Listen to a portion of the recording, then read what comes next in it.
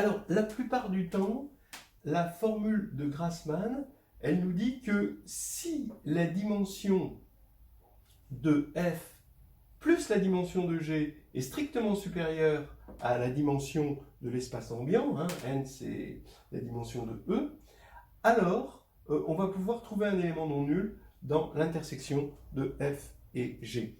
Voilà. Par exemple, bon, un truc tout bête, hein, vous prenez deux plans dans l'espace de dimension 3, deux plans vectoriels dans l'espace vectoriel de dimension 3, et ben, il va y avoir forcément une intersection non nulle, parce que deux plans, ça fait 2 plus 2, et c'est strictement supérieur à 3. Hein, d'accord? Bon, alors pourquoi c'est vrai? Bon, ben là, ça devient évident, parce que la dimension de f inter g, ben, c'est la dimension de f plus la dimension de g moins la dimension de f plus g, et donc ça, c'est strictement supérieur à n. Mais comme f plus g est inclus dans E, évidemment, parce que c'est l'espace ambiant, et ben f plus g, cette dimension-là est inférieure ou égale pardon, à n, et donc là, globalement, ça c'est strictement plus grand que n moins n, et donc 0. Et donc, comme la dimension est strictement positive, et ben ça veut dire qu'il y a un élément qui est non nul dedans. Vous pouvez vous amuser à faire le même problème avec trois sous-espaces, avec dim de f plus dim de g plus dim de h strictement supérieur à 2n cette fois-ci, et montrer qu'il existe un élément non nul dans l'intersection des trois. Voilà. Bon. Alors maintenant, autre chose à dire sur la formule de Grassmann, c'est qu'elle est autoduale, on va dire.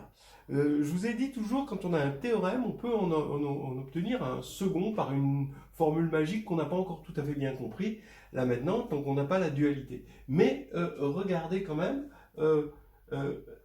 le plus, vous voyez que quand vous le transformez en intersection et l'intersection en plus, eh ben, vous avez une stabilité. Le problème, c'est que dans la dualité, on transforme la dimension en la codimension, c'est-à-dire n moins la dimension, l'espace ambiant moins la dimension. Mais là, ça marche encore, hein, d'accord? Donc, quand vous allez dualiser cette formule, généralement, on en obtient une deuxième. Mais cette fois-ci, la deuxième formule, c'est la formule elle-même, on est retombé sur nos pattes. Bon, troisième remarque, c'est que on a vu que la formule de Grassmann était basée sur une formule du crible. Oui, ça marche pour deux ensembles, mais ça marche plus pour trois. Faut pas rêver. Regardez ce qui se passerait, hein, d'accord? Parce que vous avez eu la preuve, hein, on était parti, hein, comme ça, d'une base ici, et on peut se dire, tiens, je vais faire pareil avec trois sous-espaces vectoriels. Et je vais partir d'une base comme ça, puis que je vais compléter, mais là, c'est plus possible. Regardez ce qui se passe. Hein. On a envie de dire que, comme on a une formule du crible, le cardinal de A union B union C, c'est la somme des cardinaux, moins les cardinaux des intersections 2 à 2, plus, d'accord, l'intersection des trois, le cardinal de l'intersection des trois. D'accord? À chaque fois, c'est un crible, c'est-à-dire que on fait quelque chose d'additif, mais on en a ajouté trop, on enlève, mais là, on en a enlevé trop, on rajoute tout le temps par compensation. Bon, alors du coup, on a envie, de façon frais et joyeux, de dire bah, la dimension de f plus g plus h, c'est dim de f plus dim de g plus dim de h, moins dim de f inter g, moins dim de f inter h, moins dim de g inter h, plus dim de f inter g inter h.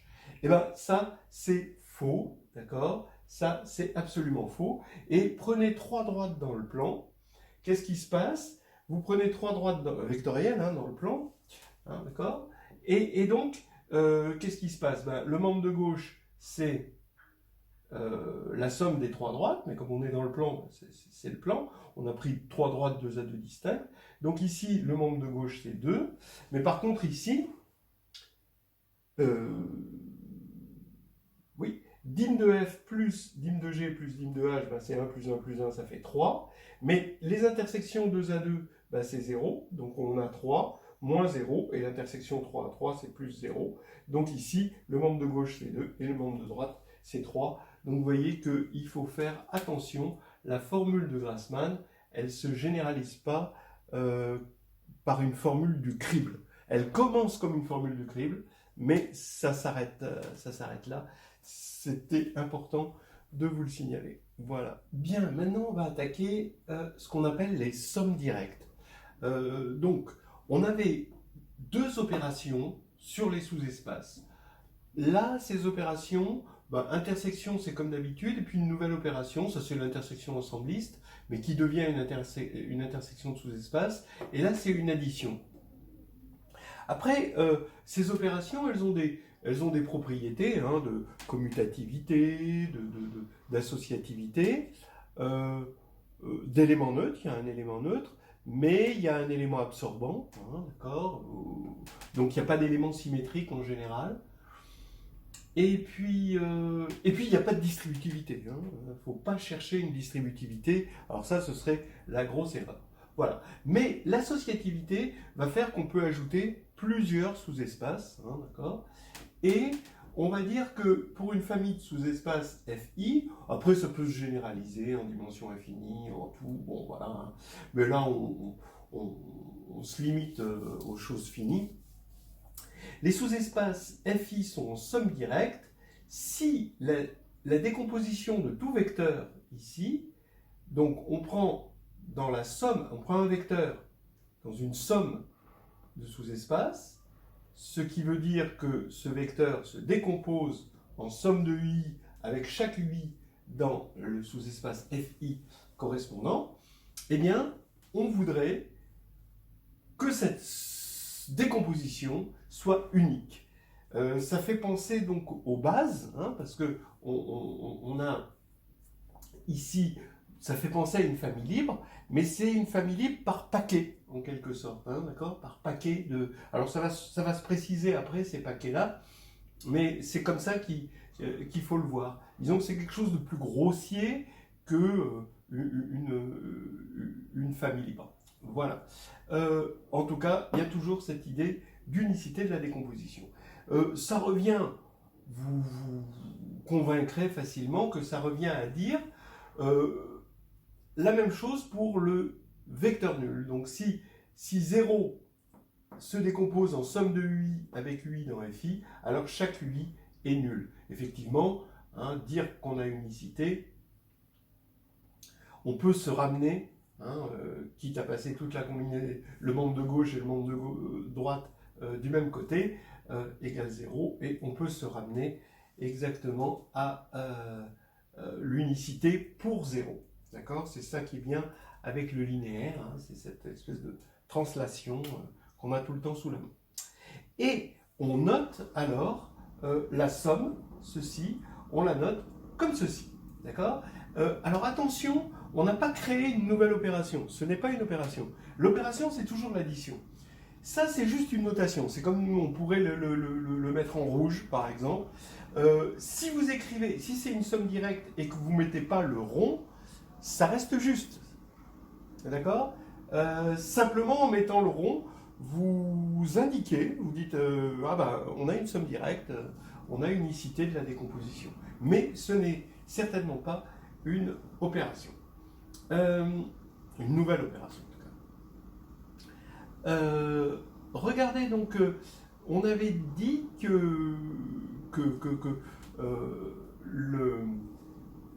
les sommes faisaient penser à la réunion, et effectivement, quand on prend un sous-espace et on prend une base de ce sous-espace, on a envie de dire que les sommes de sous-espaces vont se comporter comme la réunion des ensembles, des bases vues comme ensemble. On a vu que c'était fécond pour la formule de Grassmann, mais on a vu aussi qu'il y avait des garde-fous et qu'on ne pouvait pas aller plus loin que deux sous-ensembles dans la formule de Grassmann. Donc, on a envie d'oublier cette utilisation des ensembles, d'accord, de la théorie des ensembles avec les bases, pour comprendre les sommes. Et bien, il se trouve que pour les sommes directes, ça va marcher, hein, d'accord? Ça va se penser parce qu'il ne va pas y avoir d'intersection. Et donc, ça va se faire exactement comme on pense. Donc, on peut relâcher le garde-fou.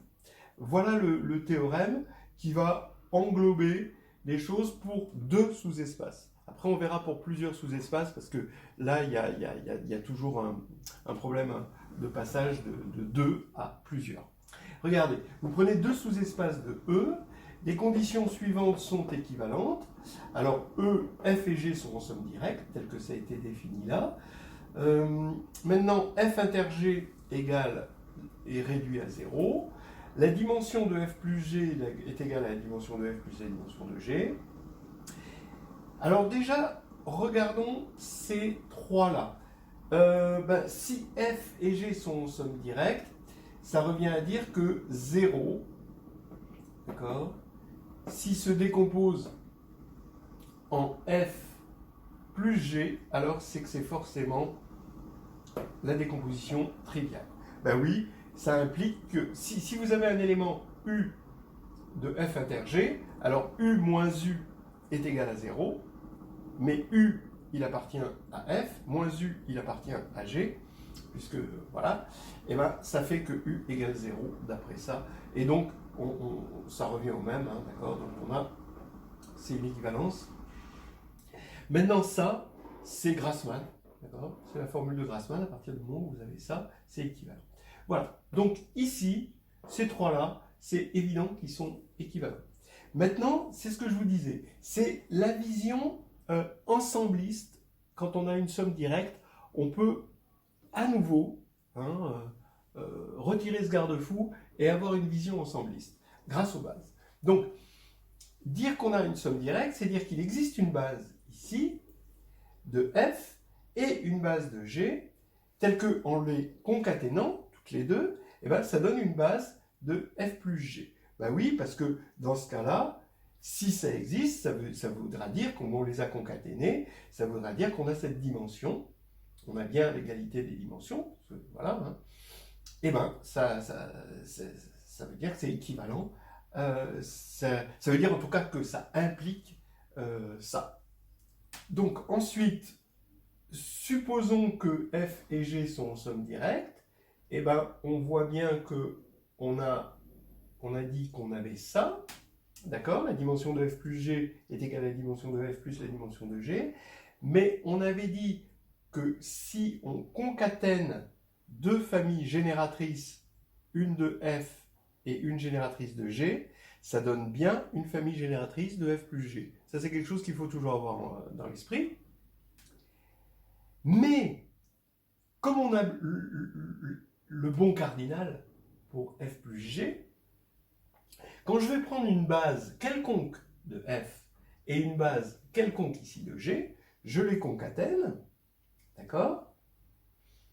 Donc je suis en train de supposer ceci, hein, d'accord ?